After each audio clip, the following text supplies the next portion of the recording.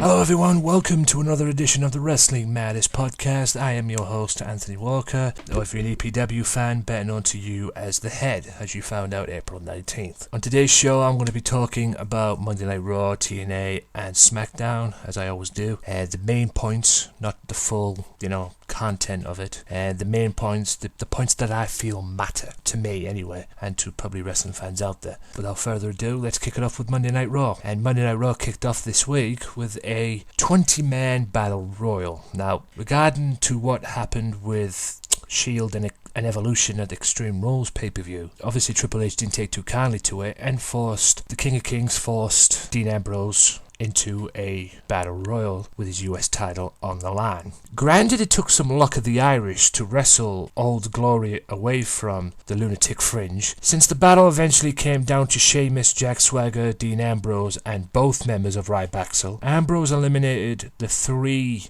single-handedly before wandering into a bro kick that left him completely knocked out and vulnerable to be eliminated by the Celtic Warrior. Having successfully taken the hound collar from him, the game re-emerged from his corporate perch to add one final insult to the Shield's injury, a forthcoming clash pitting them against the Wyatt family in the Raw's main event. The next main talking point of Monday Night Raw came as a result of what happened at Extreme Rules in the triple threat match involving Rob Van Dam, Cesaro, and Paul Heyman. Now, clearly a king does not concern himself with rules, Cesaro. Already the King of Swing, and now the newly proclaimed King of Extreme, after his triple threat match victory over Rob Van Dam and Jack Swagger, didn't have much interest in battling Rob Van Dam for a third consecutive time, responding to Mr. Monday Night's way into lawness when all was said and done. A nasty spill over the ropes gave the Swiss Superman some breathing room after a tight back and forth battle with Mr. Monday Night and the whole fucking show. Mr. Monday Night countering an innovative series of roll-ups attempts, Cesaro countered the whole damn show. I say that again, the whole fucking show, the whole damn show, god damn it. Educated feet with his own fists, so to speak, and like I say, Cesaro's a beast, so I imagine they'd pack some punch. Through his temper got the better of him. At the end, after trapping Rob Van Dam in the Tree of Woe, Cesaro began to beat the living crap out of him, enough to exceed the referee's 5 count and getting him disqualified in the display. Truth be told, was a lot more reminiscent of Heyman's other client, than WWE Universe might like to admit. And Paul Heyman, if you look back on the video thing, Paul Heyman actually stopped him and said, "You're going to get yourself suspended," which was probably true, considering the way the authority are these days. Cesaro would have probably got himself suspended if Paul hadn't stopped him. But I don't think this encounter, so to speak, with Rob Van Dam and Cesaro is over. Be interested to see what they do with Cesaro next, quite frankly. What's next for the Swiss Superman? Be interesting to find out. It may be Cinco de Mayo, but the Yes movement is still held strong over the C movement, when Daniel Bryan, contractually forced to compete despite a threat from the Demon Kane, clashed with Alberto Del Rio one night after his firing victory over Kane at Extreme Rules. With Brie Bella ringside, Bryan fought with a purpose and looked to put Del Rio away quickly. Through the spectre of the Devil's favorite demon left him a little less crisp than usual and gave Alberto Del Rio room to capitalize. Luckily for Bryan, he found his footing right as Del Rio's offense reached its climax, knocking Mexico's greatest export off the turnbuckle with a series of kidney punches and connecting with a flying elbow. Del Rio was rattled. Del Rio rallied. Destiny was denied when Bryan's Hurricane Rana his way into a yes lock, forcing the Mexico aristocrat to tap out for a win. However, Kane did make his presence known, setting off his signature flames to send Bryan and Brie soaring to the car backstage, through Kane's materialized into the back seat to unleash an attack from which the Yes Man and his bride escape. What is Stephanie playing out with this? I tell you, what is her thing? Is she trying to do, my question is Stephanie trying to do something that her husband couldn't do at WrestleMania, except feeding the demon and the director of operations to do it for her? Seems pretty that way to me. me. But I'll tell you this right now, in my opinion, Steph's becoming an absolute joke. Because she's becoming into Paul Heyman's category, so to speak. And now, don't get me wrong, I love Paul Heyman. I think everybody who knows Paul Heyman personally knows that he's full of shit. And I think that's where Stephanie's heading right now. Just my opinion. A rematch from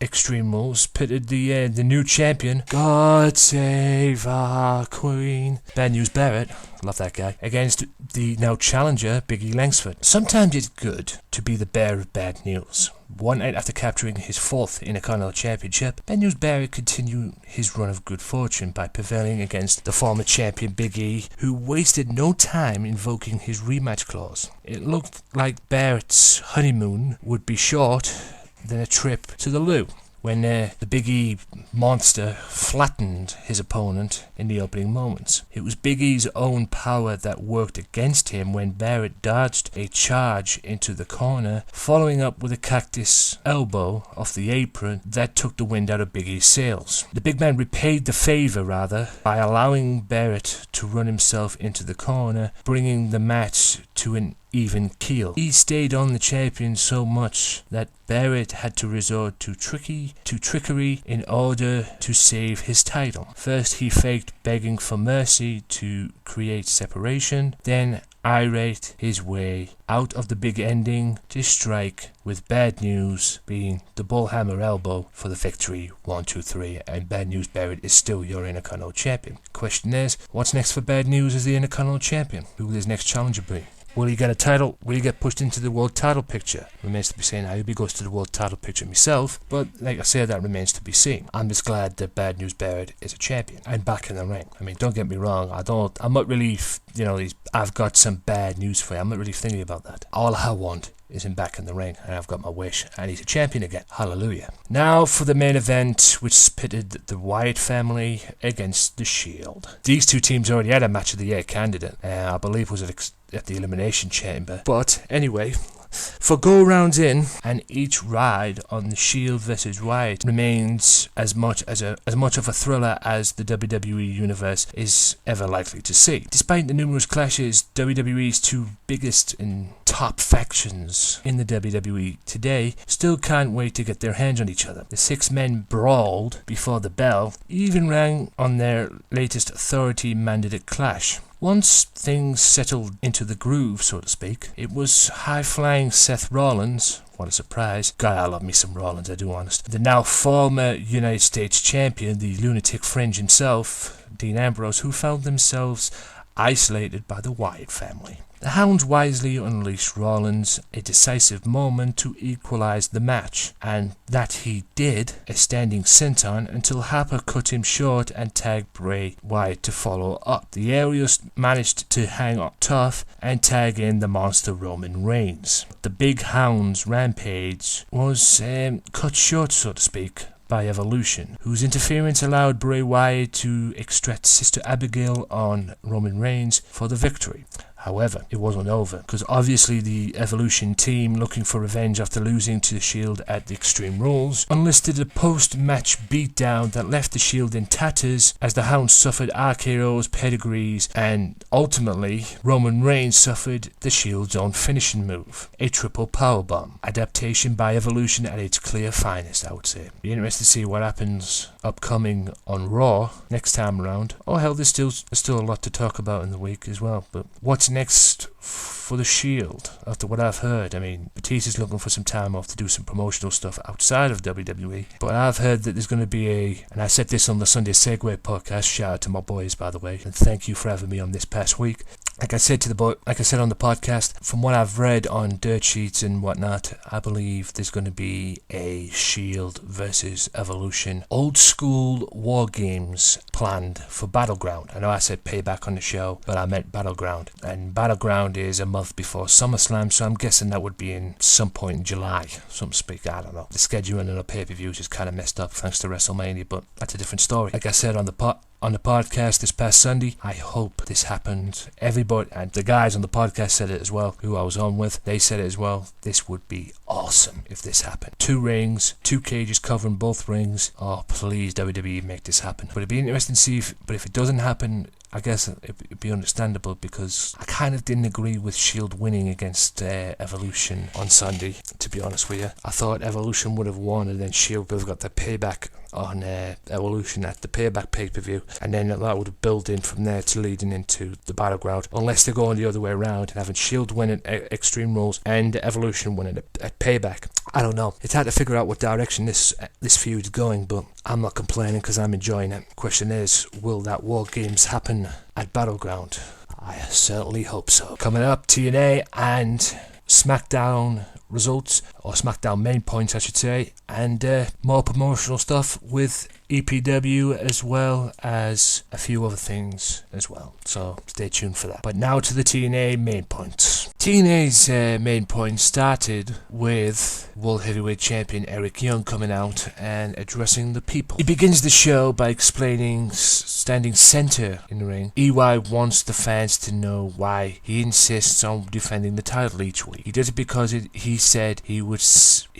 Simple as that. So if the man with the magic pencil MVP won't write him in for a championship defense tonight, he'll book it himself. Listen up, locker room. First come, first serve. Who's going to answer? The open challenge. Bobby Roode, that's who. The It Factor is in his unusual happy mood as he steps into the ring and accepts Eric's verbal commitment. Who better to face than the man who has overcome all TNA obstacles over the last decade? No one. It pays to be rude, and it sucks to be you because the former champion takes back his glory tonight. Not so fast, Bobby, but didn't you lose last week? How many weeks are you going to be the number one contender? Forget talking about weeks. Young, how about talking years? How about 17 years? 17 years ago, EY and Rude were running buddies, remember that. Your TNA debuts came together. Your first taste of TNA Championship gold was together because they were the former tag team champions. Despite all that friendship stuff, you always made better enemies. Sounds like Kevin Nash and Shawn Michaels to me, but anyway. So let's do it one more time. One more battle tonight. Eric Young versus Bobby Roode for the heavyweight championship of the world. If you retain champ, this is Bobby Roode's words, he will never challenge you again. What do you say? A handshake like last week? EY agrees. The match is on. Once again though, not so fast. When Eric makes his way backstage, MVP seems annoyed. He tells Young while he respects what he's trying to do, he rejects his actions. Sorry champ, no title defense. You don't make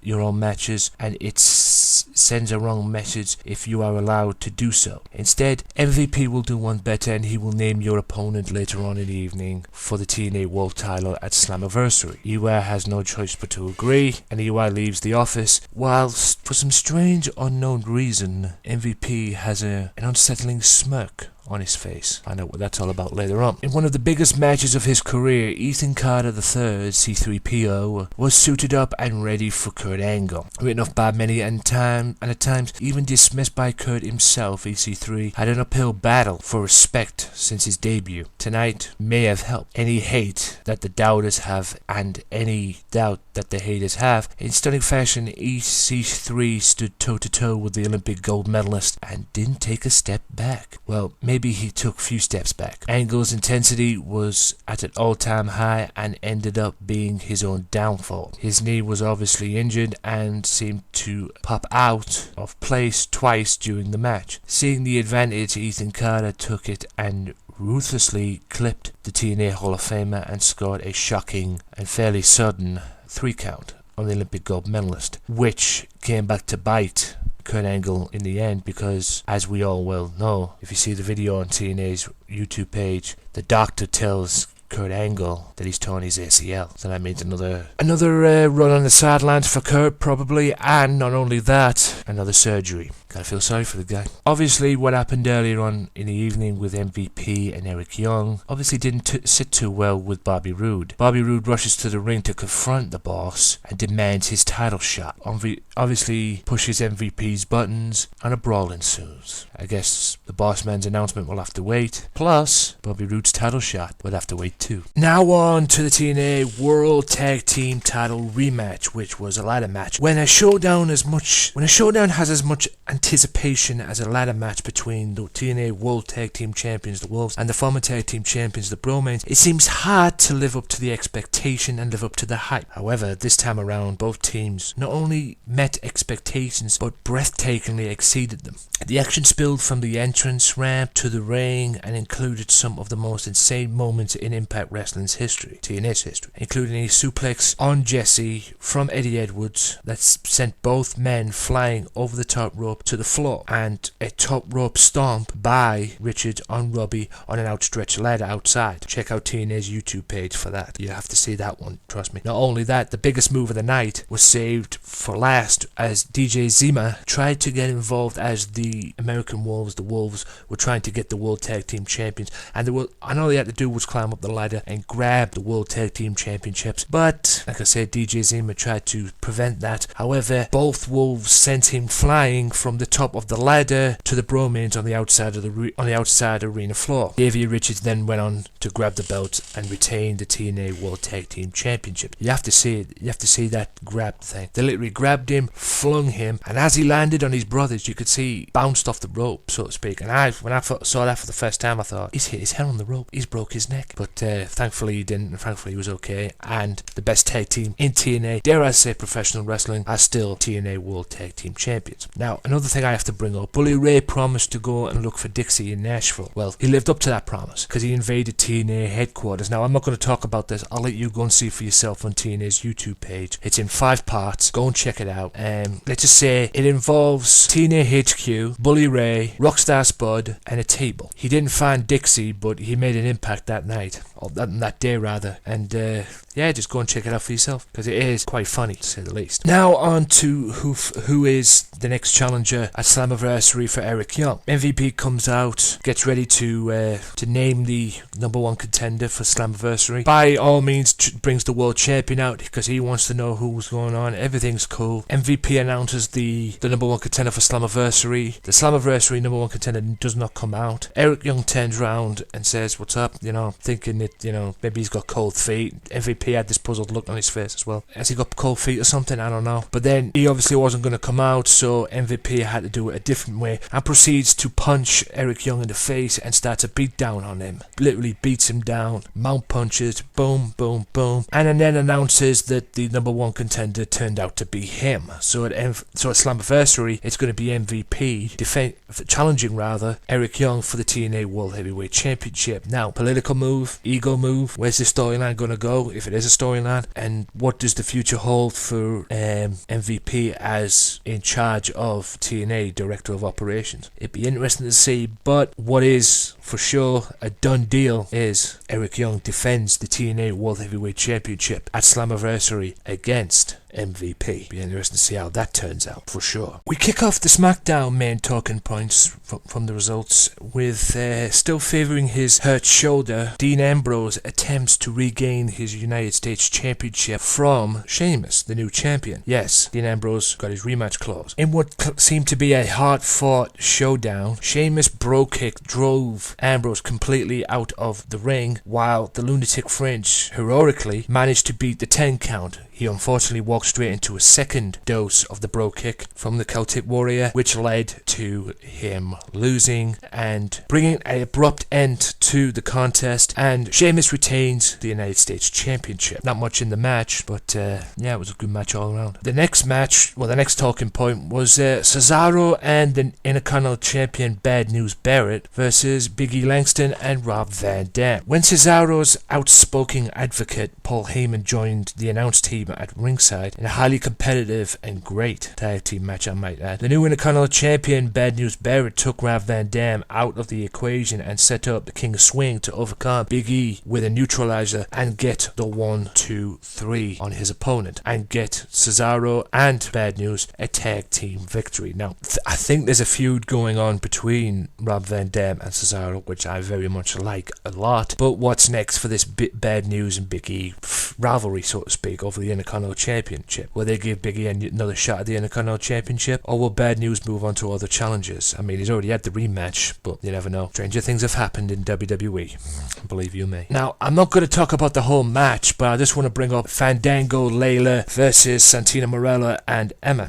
Now, what I liked about this match was the end, basically, when Emma had control of Layla and pulls out that sock, and Fandango distracts Layla, but distracts Emma, and gets the 1, 2, 3. She has that stupid sock on there, I mean, for goodness sake. Then at the ramp, she has the audacity to shout up saying she cheated. She was like, she cheated. People always say to me that Emma is a great wrestler. But how can you be a great wrestler when you're hanging around that doofus, Santino? And I'm sure Santino's a great guy out the ring, but I just don't like his character. He's goofy, okay? And Emma needs to break away from that and quick if she wants to proclaim herself and being an established diva. It's mind-boggling to me. Anyway, Fandango and Layla won that match. That's all I got to say about that. Roman Reigns against Mark Henry. Now, being a past recipient of a 3-on-1 assault by the Shield, Mark Henry entered his match against Roman Reigns with payback on his mind, looking to induct his foe into the Hall of Pain. However, moments after Reigns executed an incredible Samoan drop, seized momentum from the World's Strongest Man, the lone hound of justice finished off his massive opponent with a spear, and the victory made the Shield 1-for-1 in challenging series of matches to set up by the game. So basically they were 1-for-1, and Roman Reigns gets an impressive victory over Mark Henry. I mean, Roman Reigns is just one huge monster.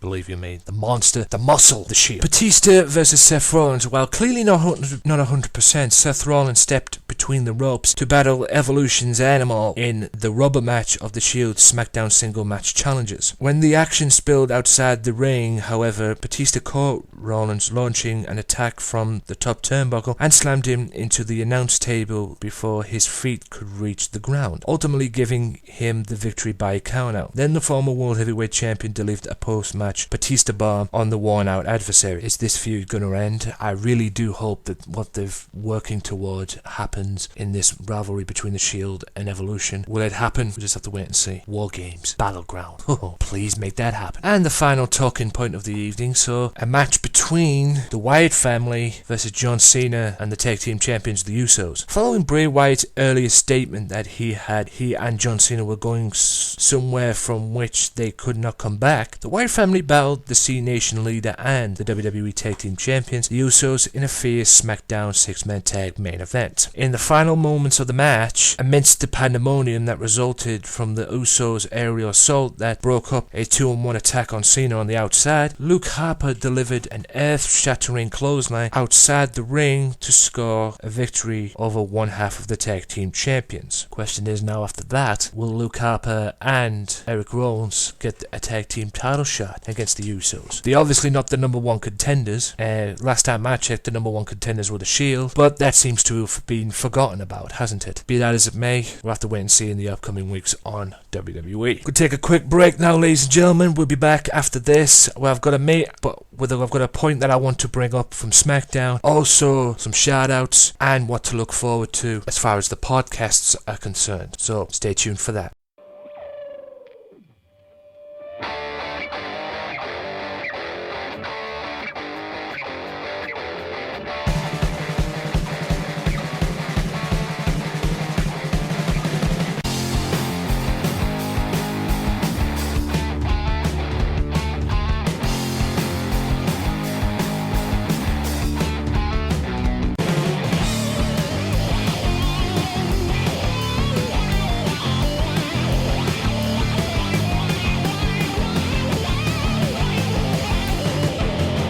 Download the Wrestling Matters podcast now on Podomatic.com and iTunes for free. And welcome back to the final part of, and the closing out part, so to speak, of episode 6 of the podcast. Now, I just wanted to bring up something from SmackDown.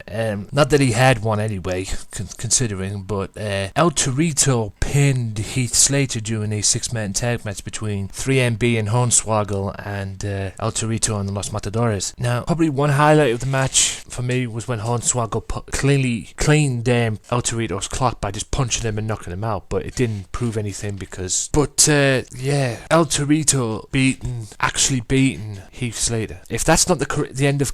I mean, I thought Kofi Kingston losing to Heath Slater, considering the way 3MB are, the 3M Job Squad, as I call them, because all they do is jobs. They don't think they've ever won a match. Quite frankly, I don't think they'll ever win the tag team championships. If that doesn't symbolize signifies the end of your career? Nothing does, quite frankly. Not that Heath Slater had a career, considering the direction he's gone, but not that he needed any help, because he looks like a fool anyway, considering. And he's part of an idiot group. You basically just killed him Friday night when El Torito pinned him 1-2-3. But be that as it may. Now, also before I go, ladies and gentlemen, make sure you follow, or make sure you go and support my hometown promotion here in Middlesbrough, EPW. At EPW1 on Twitter, that's right, at EPW1, Facebook.com/EPW American Wrestling. Hit that like button, and also check out my other podcasts as well, the EPW specials that I'm doing. I've got a couple of more coming this week as well, so be on the lookout for them. I will put them up and work on them as soon as I can. And all the information of where you can find the EPW Wrestling and all the matches and all that will be in the description, and the channel links will be in there in the description as well, so make sure you check them out. And give it a like, and give it a subscribe. EPW Wrestling, where wrestling matters and midgets don't. And other than that, be sure to check it out as well. And if you want more information on EPW, go to epwwrestling.co.uk. Check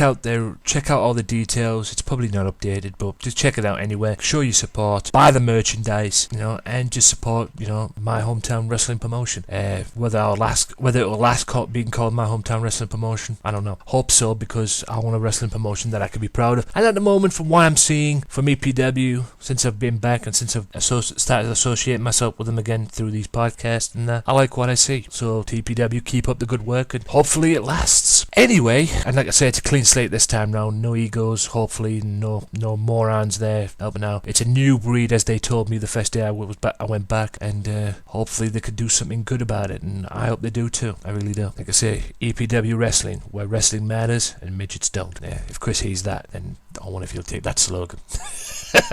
Make a t-shirt out of it. EPW Wrestling, where wrestling matters and midgets don't. That's a cheap pop. That's a cheap knock at WWE. But anyway, I move on. Also, I've been reading the Podomatic, looking on Podomatic.com on these, where these podcasts go, and I just want to say big thank you to all you fans out there that are listening and downloading and playing, and even taking notice of my podcast as well. Thank you so much. They have rankings on there. There's like a rankings where I go on when I click on the managers page, the manage page as well, the published manage page. The highest ranking, the single rank, there's like a ranking up there where it's 3,000 so and so up there. It's getting higher and higher, and keep that support going as well, and get it high, get it even more high than you can. But there's like a single ranking as well, like a top 15 kind of a single ranking for that category, and the category that I've put it in as well. And the highest ranking spot that it's been is number 12, 2 out the top 10. So basically, I know it's early doors yet. I'm not expecting anything high straight away. I'm working to bring you the best podcasts and the best podcast work that I can bring you on wrestling. Like I say, guys, if you need any more information, all the links to the description of what I'm talking about, all the links that I'm talking about and everything that I'm talking about will be in the description underneath if you're watching this on YouTube. And also, like I say, guys, at wmpodcast on Twitter and facebook.com/wmpodcast as well. All the information will be on the podcast page, the Podomatic page as well. Please let me know what you guys want.